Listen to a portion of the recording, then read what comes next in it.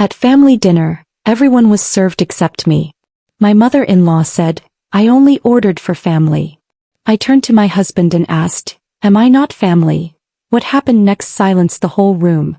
When Daniel and I got married, I thought we were starting our own life together. A fresh chapter where we would build our home, our memories, our peace. But instead of moving into a place of our own, Daniel insisted we stay in his parents' house. Just for a while, he said, until we save enough to move out. I agreed, thinking it would only be temporary. What I didn't know was that, a while, would turn into years, years of being treated as an outsider in the very place I was supposed to call home. Living under the same roof with his family was like living in a battlefield where the weapons weren't guns or knives, but whispers, glares, and endless little humiliations. His sisters would use my belongings without asking, his brother would bring friends over and laugh loudly right outside our door, but the sharpest wound always came from his mother. She never raised her voice, never outright insulted me in public, but her cruelty was quiet and calculated, the kind that made you question yourself, the kind that stripped away your dignity piece by piece. Every morning I would wake early to cook breakfast for the whole family, hoping it might earn me some warmth. But when we all gathered at the table, she would smile sweetly and say, "Oh, Daniel always liked my pancakes better," as she slid her own plate of food in front of him, ignoring what I had prepared. If I cleaned the living room, she would run her finger along the shelf and say, "Still dusty, but don't worry, you'll learn." If I cooked dinner, she would taste it, frown slightly, and remark, "Well, it's not how we do it in this house, but I suppose Daniel will eat anything." She made it clear in 100 subtle ways that I was not part of them, that no matter how much I gave, I would never be family. And the worst part was Daniel's silence. When I looked to him for support, he would just squeeze my hand under the table and whisper later, "Don't make it a big deal. That's just how she is." But how she is was breaking me. I remember one night vividly. I had spent hours preparing dinner for everyone. Chicken, vegetables, even dessert. Hoping maybe for once she'd appreciate my effort. Instead, she walked into the kitchen, took one look at the food, and without a word, cooked an entirely separate meal just for Daniel, placing it in front of him like I wasn't even there. And Daniel, he ate it. I excused myself that night, locked myself in the bathroom, and cried silently so no one would hear. The house was full of people, but I had never felt more alone. Day after day, I lived like a guest in my own life, walking on eggshells, shrinking myself just to avoid conflict. And yet, no matter how hard I tried, it was never enough for her.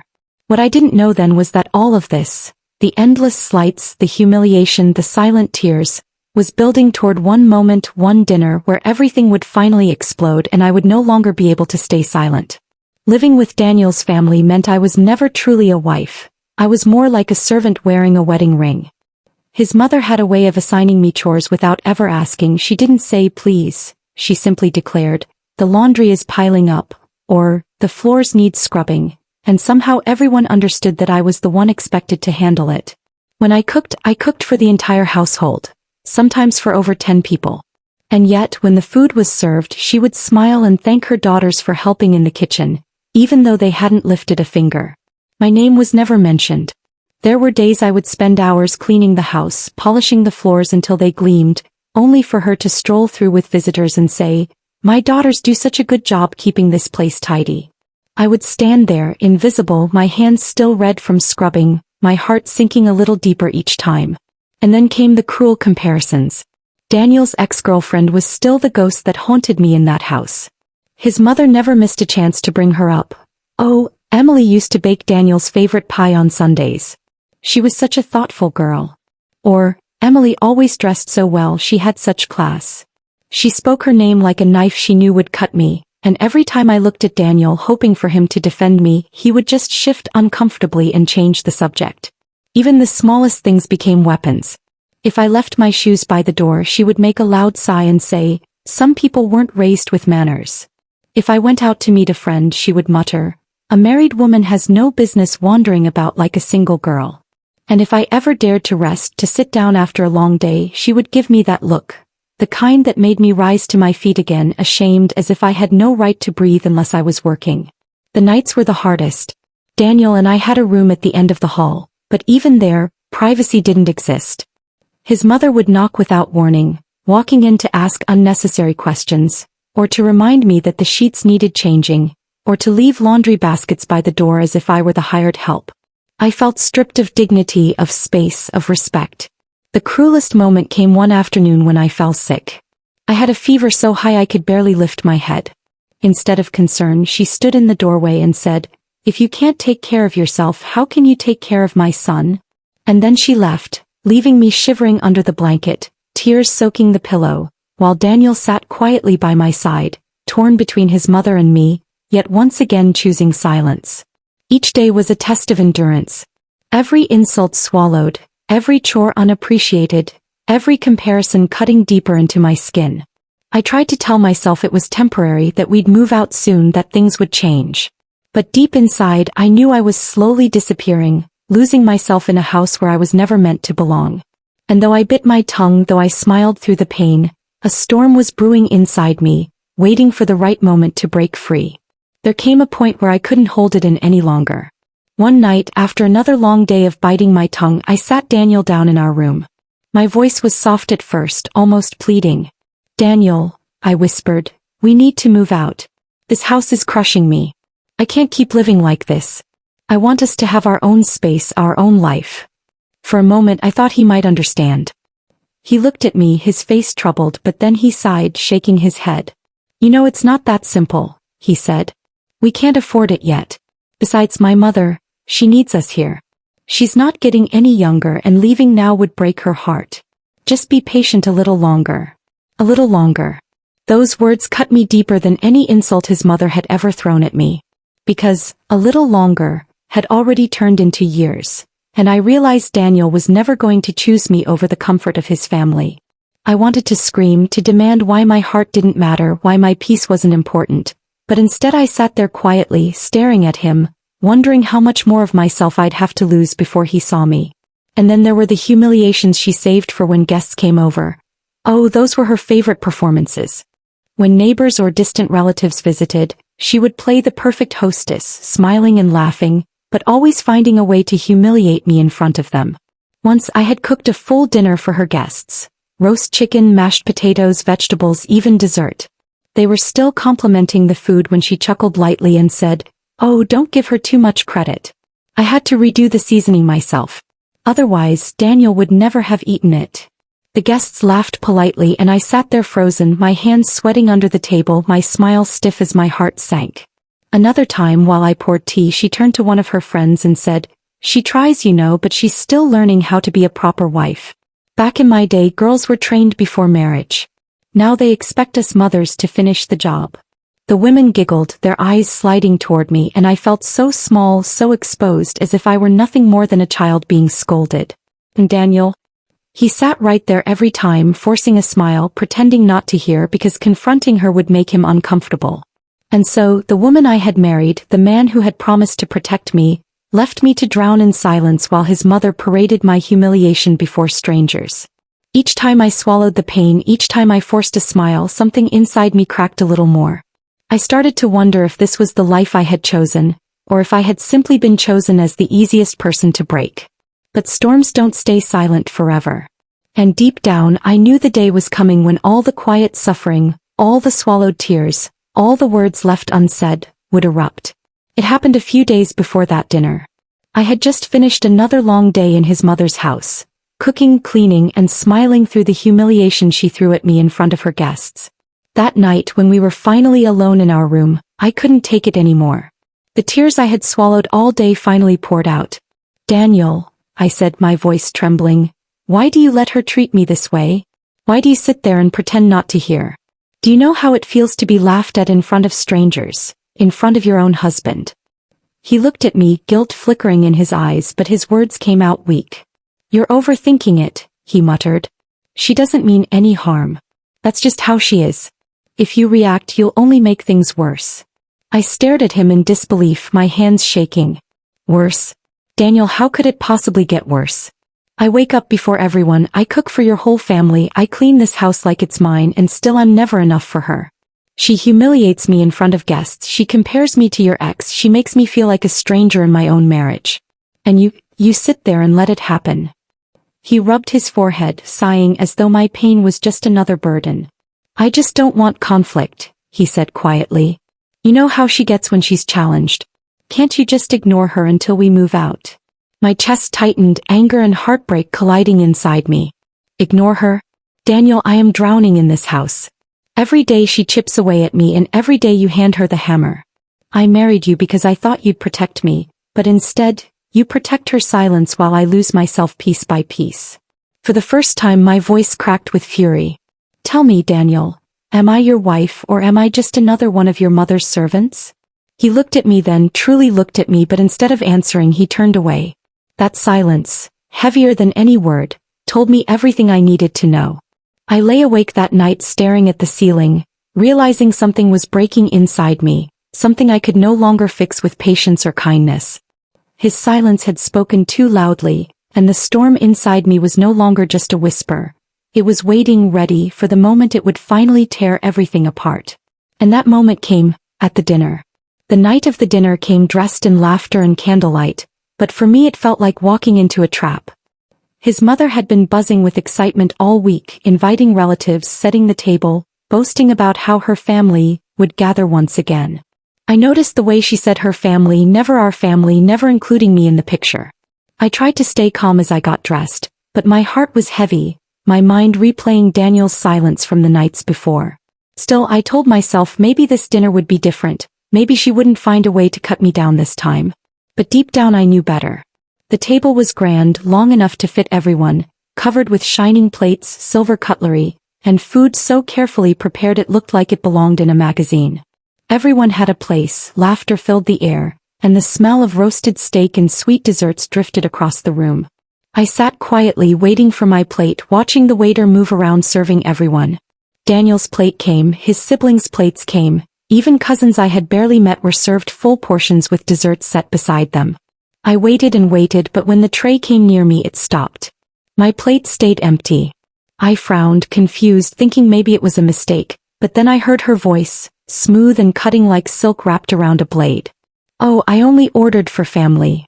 The laughter that had filled the room moments ago died instantly. Forks froze midair, heads turned, and for a moment there was nothing but silence. Silence that pressed down on me like a weight. I turned to Daniel, my chest tight, my voice trembling as I asked the only question that mattered. Daniel, am I family or not? His face flushed red, his eyes darted around the table and he muttered through clenched teeth, "Don't do this, not here. Not here.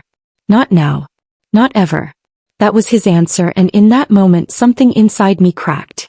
For years, I had swallowed her cruelty, smiled through her jabs, carried the weight of silence, but now in front of them all she had stripped me bare and Daniel had handed her the knife. I pushed back my chair slowly, the screech against the polished floor echoing like thunder in the silence. My hands trembled, but my voice for the first time was steady, strong. "You want to talk about family? Then let's talk about family." Gasps rippled across the table, Daniel stiffened, my mother-in-law leaned back smugly as if expecting me to shrink away, but I didn't. I stood tall. I have cooked for this family when no one else lifted a finger. I have cleaned, I have served, I have carried Daniel when he lost his job, I paid bills when no one else offered, I sat by his hospital bed when he was sick while some of you didn't even visit, and still, tonight I'm told I don't belong at this table. Her smugness faltered. Whispers started among the guests, but I pressed on, my voice shaking the walls that had caged me for too long. If I am not family, then tell me who is. Because marriage isn't just blood, it's loyalty, it's sacrifice, it's love. And I have given more to this family than anyone sitting here has ever given me. The room was frozen. Daniel's fork slipped from his hand, clattering loudly against the plate. His lips moved but no words came out. And for the first time I saw his mother's face lose its mask. Her smile vanished, her eyes wide with the realization that I was no longer her silent victim. I leaned forward, my voice low but sharp as glass. "You don't get to decide if I belong because I already know. I belong where I'm respected, where I'm valued, where I'm loved. And if I don't have that here, then this table, this family, this house, means nothing." And with that I turned, pushing my chair aside, walking out of the room with my head held high, leaving behind a silence so heavy it crushed the laughter that had once filled the air. For the first time in years I had spoken. For the first time I had chosen myself. Whether Daniel followed me or not, I knew one thing. I would never again beg for a place at a table that was never set for me. I walked out of that dining room with my heart pounding like a drum in my chest, my legs trembling beneath me but my head held high. For the first time I felt free even though part of me feared what would come next. I waited outside in the cold night air, expecting footsteps to follow me, expecting Daniel to come after me to defend me at last to prove that I was not alone. But the seconds stretched into minutes and the minutes felt like hours. He never came. When I finally returned to our room, Daniel was already there, sitting on the bed with his head in his hands. His face was pale, his eyes heavy with shame, but his words cut me deeper than silence. "You shouldn't have done that," he whispered. "You embarrassed my mother. You embarrassed me." I stood there frozen, staring at him as the last pieces of my heart shattered. "Embarrassed you?" I said, my voice breaking. "After everything she's done to me, after years of me being humiliated in this house, the only thing you see is your embarrassment?" He looked up at me then, torn, conflicted but still chained to his mother's shadow. And I realized something. I could fight his mother all my life, but I could never win a war where my own husband was standing on the other side. That night I didn't sleep. I lay awake, staring at the ceiling the same way I had so many nights before, but this time I wasn't crying, I wasn't begging, I was deciding. The next morning I packed my things. Not all of them, just enough to remind myself that I still belonged somewhere, even if it wasn't under that roof. When Daniel saw me, panic flashed across his face. "Where are you going?" he asked. "To a place where I can breathe," I said softly. "To a place where I am more than a shadow in your mother's house." He begged me to stay, promised things would change, swore he would talk to her. But it was too late. Words without action are just noise, and I had lived in noise for far too long. As I walked out of that house, I felt the chains break. The chains of silence, of humiliation, of endless waiting for respect that never came. And though my heart ached, though my marriage stood at a crossroad, I knew I had done the bravest thing a woman can do. I had chosen myself. His mother had wanted me to feel like I was nothing, but in the end she gave me the strength to see that I was everything. I wasn't weak, I wasn't a servant, I wasn't invisible. I was a woman who had finally remembered her worth. And whether Daniel found the courage to stand with me or not, one thing was certain. Never again would I sit at a table where I was told I didn't belong. The days after I left the house were heavy but strangely peaceful. For the first time in years, I woke up without hearing her voice echoing through the walls, without feeling her shadow over every step I took. I had rented a small place on my own, nothing grand, just enough to feel like mine.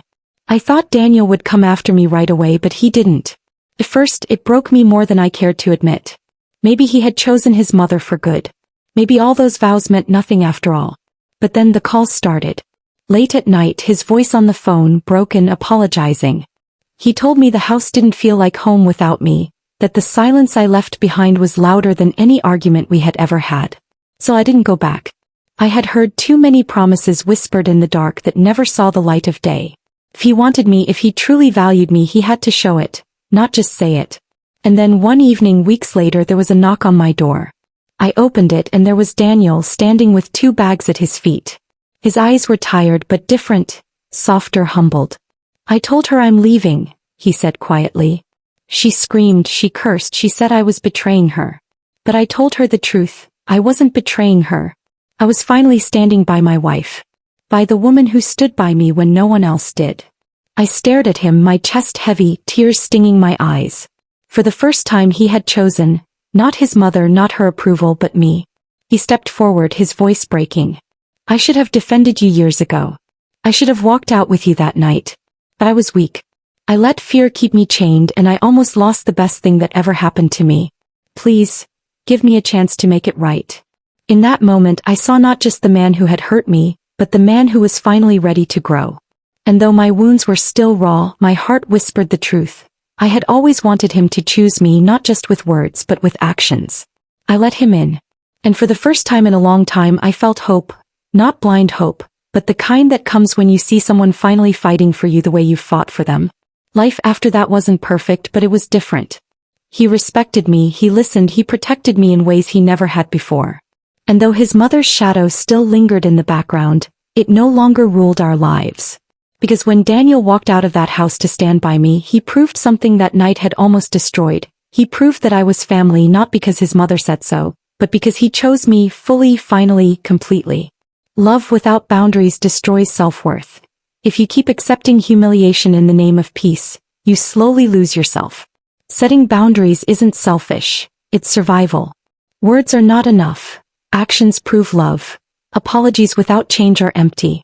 Real love shows itself in choices, sacrifices, and standing up even when it's uncomfortable.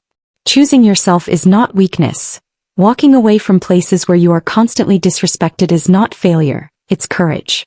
Sometimes, leaving is the only way to remind others, and yourself, of your worth. Growth comes when fear is broken. Daniel didn't change until he confronted his greatest fear, standing up to his mother. True growth often demands breaking free from comfort and facing what we've been avoiding. Thanks for watching. Don't forget to like, share, comment, and subscribe for more powerful stories.